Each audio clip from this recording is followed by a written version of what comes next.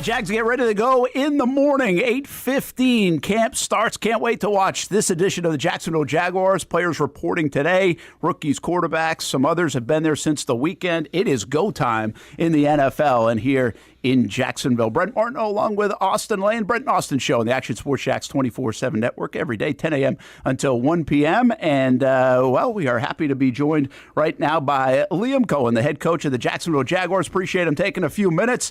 Summer vacation is over. Time to get to work. Hope you enjoyed a little bit of getaway time before it's go time, Coach. Yeah, thanks, Brent and Austin. I really appreciate you having me on.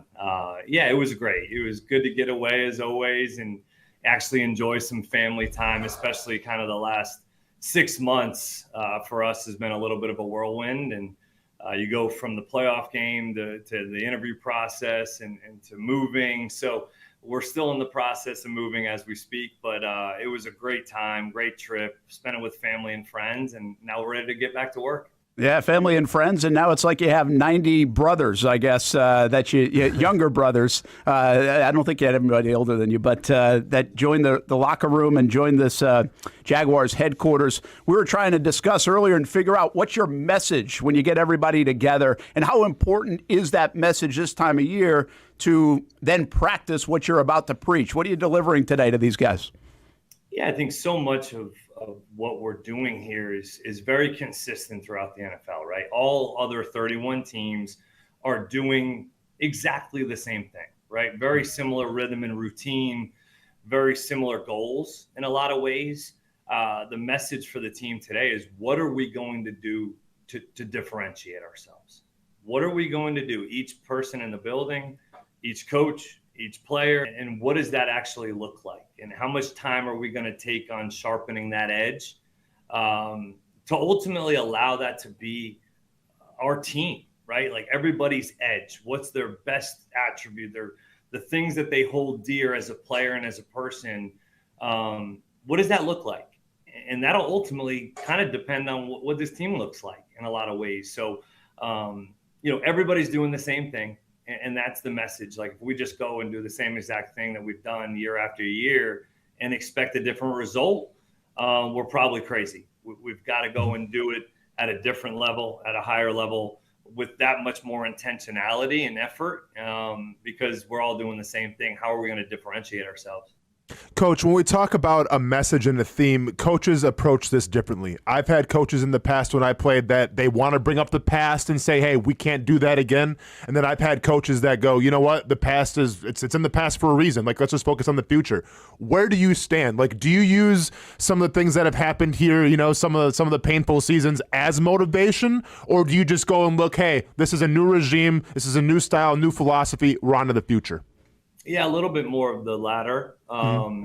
We definitely have referenced, some of even dating back, we've shown highlights of 95, 96 seasons in terms of what that looked like when this place was rocking and this place was packed and, all the great players that have come through here. So we can't forget that, right? We've wanted to continue to educate our players on some of that history and tradition and success.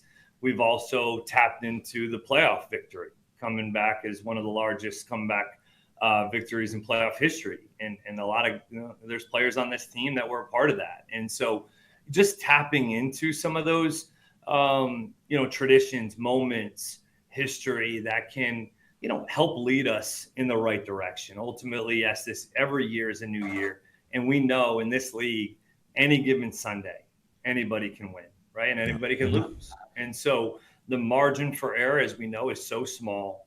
And a lot of times you end up losing more games than you end up getting beat.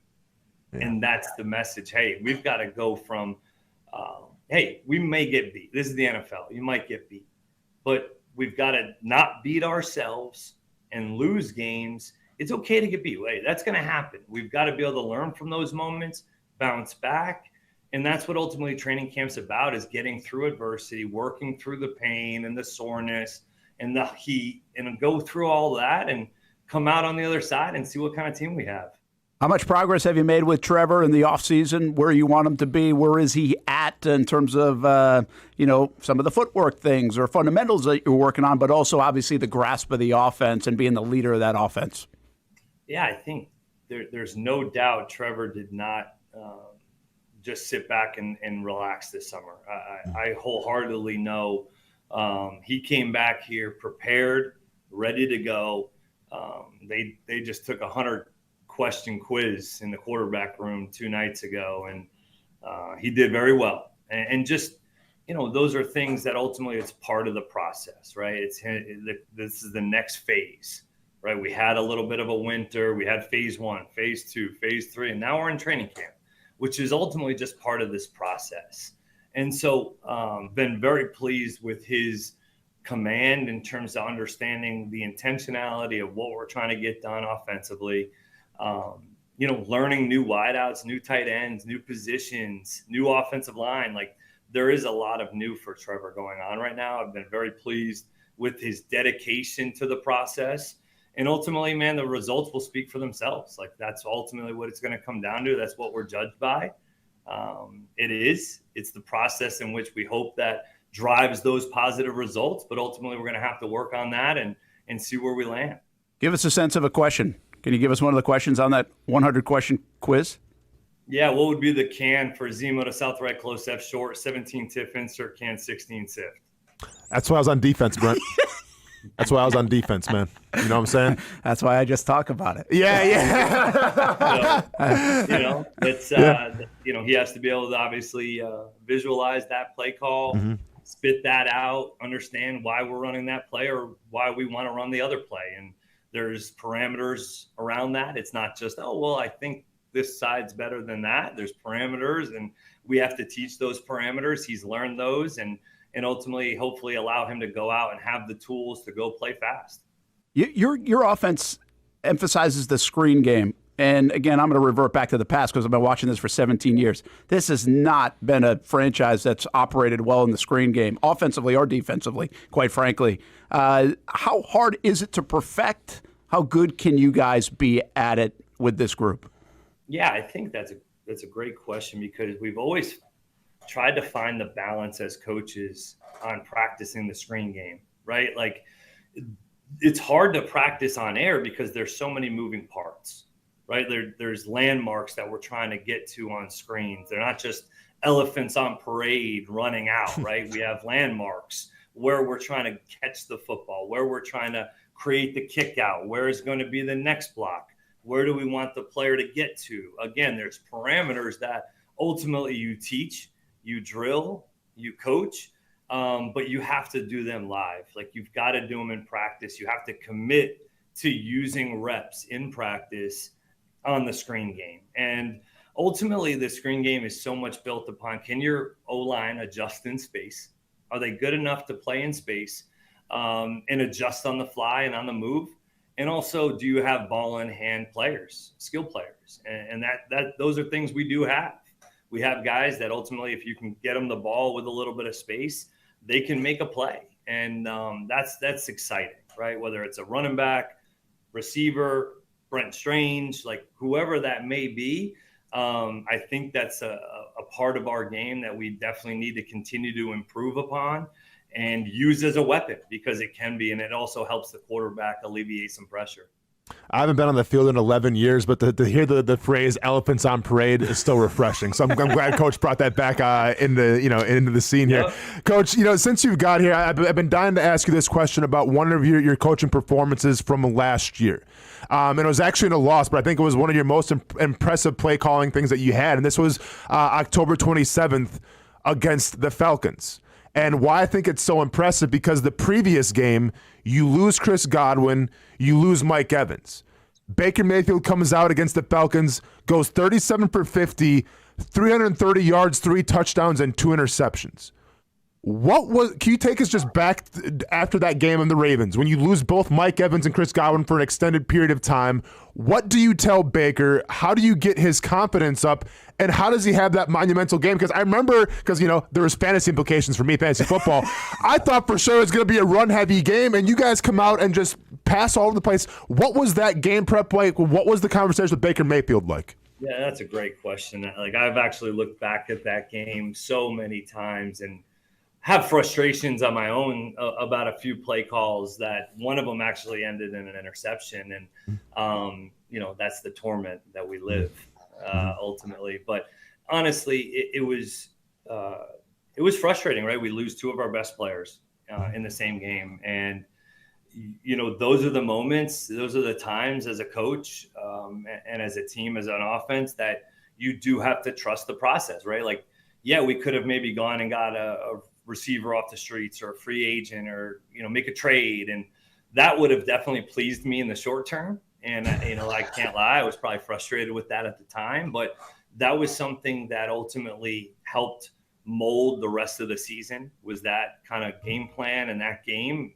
though we lost, helped, man, this is our job truly as coaches, to adapt and adjust to our personnel. Like, that is what coaching is in its purest form. And doing what our players do best, the ones that are available, because these are ours. We didn't go find somebody off the street or go trade for somebody. So that was an all-in deal, right? Cade Otton became a huge part of the game plan, and 21 Pony became much more of a utilized personnel grouping. And, that was one of those games that I thought Baker played his tail off. I mean, 50 throws was probably a little bit higher than where I'd like to be from a balance standpoint. And, look back, probably could have ran it, but they definitely made a commitment to stop the run that game. And it ended up being one of those types of ball games where you got to throw it to win a little bit. And, that was definitely where you saw Baker take over and take a next step in his progression.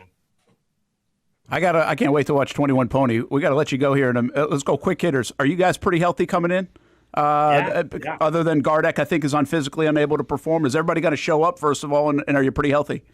Yeah, that I'm aware of. They're all showing up today right now by 1 o'clock. So I haven't gotten any surprises as of right now. So, I think we're pretty healthy right now. I mean, like you said, Dennis will be, start on the pup and then, hopefully come off here shortly and be able to give us some meaningful snaps. So I think the guys are excited. We'll see today. Obviously, this is going to be a grind, as we all know, but there's definitely some excitement in the air, I think. Hey, did you see this kid's catch from Mandarin High School? I mean, did it enter the building, and is this one of the best catches you've ever seen for Bryson Wright, a local kid? What a great catch, man. I mean, unbelievable. I was looking at him, he's like 14, right? Yeah. I mean, his legs are... They say he is. I was looking at this kid like, man, when's he coming out? Geez, like, look at him. I mean, he's got good stride length, man. He's fighting contact. What an unbelievable play. I mean, it's just cool to see, obviously, continuing to grow the game, right? I mean, that's what it's ultimately about. And you're getting more people at a young age playing the game, I think is really cool. And to see Jacksonville obviously on the map that way is pretty nice to see as well. I made the comp, though. Travis Hunter has body control that's crazy. That kid kind of showed off. I'm not trying to compare him to Travis Hunter. I'm just saying, but that's what you guys rave about Travis Hunter, his ability to do things with his body that's just not normal. Yeah, I mean, that's a really difficult thing to coach, right? I mean, yeah. Either you kind of have it or you don't. And obviously our guy there from Mandarin has it, and he'll definitely be on our radar over the next couple of years. Yeah, I like it. Hey, lastly, this is for the Rhode Island folks. Did you go hire a Cumberland High School football coach, Josh Lima, I guess, out of there? And what's that like to be able to give these guys opportunities? You got the opportunity at one point, but now you're in a position to give these guys opportunities. What will he do on your staff? Yeah, so he'll be kind of working with the equipment staff, kind of headsets on game days. He'll be in the building essentially almost as a coaching assistant, right? On offense, defense, special teams, whatever, anywhere we need help, right? This is something that has been a dream of his for a long time. I've always wanted to have the opportunity to be able to hire him at multiple different spots, and it just worked out from a timing standpoint that it worked out this time, and super, jacked up to have them in the building. And obviously when you can continue to grow the game, like that's what it all is, right? I mean, giving people opportunities, whether you're from high school, college, wherever it is, to be able to come and work your tail off and ultimately get a chance. Really, that's what this is an opportunity for him to get in, to get your foot in the door, because that's the hardest part. Yeah, is what I learned was getting your foot in the door, having a contact that will actually stand on the table for you and bring you in. Now it's your job and responsibility to stay, but it's much harder to get in. So really excited to have Josh here with us. Coach, I got one last question for you. I'm not going to let Brent hog this interview. I got one more for you. In 2023, the Bucs were last in yards per carry. You take over in 24, they were third. What percentage of that was scheme? What percentage of that was talent? And what percentage of that was attitude? I think that's a great one. You look at those three things, I do believe it was an absolute combination of those three things. For sure. You already had a confident unit, right? They'd gone to the playoffs the year before. They won a Super Bowl in 2020 with Tom Brady. There was already confidence and attitude within that team. There was. Yes, we tweaked a few things, added a little bit more motion, so a little bit different variety in the run game, and then insert Bucky Irving. Yeah. That was the O-line was ready to do that, right? They were primed to take that next step. We ended up doing a little bit more gap scheme, which kind of fit our personnel a little bit better. But ultimately, when you have a guy that could make people miss behind the line of scrimmage and move it forward, that's, again, something that is difficult as a coach to teach. So I do think it was a combination. And the one that probably was the most impactful was the attitude, was the mindset, was all 11 were bought in to that mindset and mentality very early on. When you go back and look at our first game against the Washington Commanders, and Mike Evans is going and digging out safeties, in the run game. And just that was when you knew, okay, we've got something here, because our best player is showing and setting the standard and doing it right. And ultimately, it continued to lead, and we didn't quite figure it out till like 4 games in, like who we were going to be. And credit the players and credit the staff that we did have to be able to kind of make that change and that shift. And ultimately, it's something we need to do here as well. We need a yard, man. 3rd and 1, 4th and 1. We need a yard around here. Haven't been able to get it in the last few years. Liam Coen, good luck with today's message. Good luck with camp. We'll see you tomorrow morning. Appreciate you taking a few minutes. Thanks, guys. Appreciate you having me on.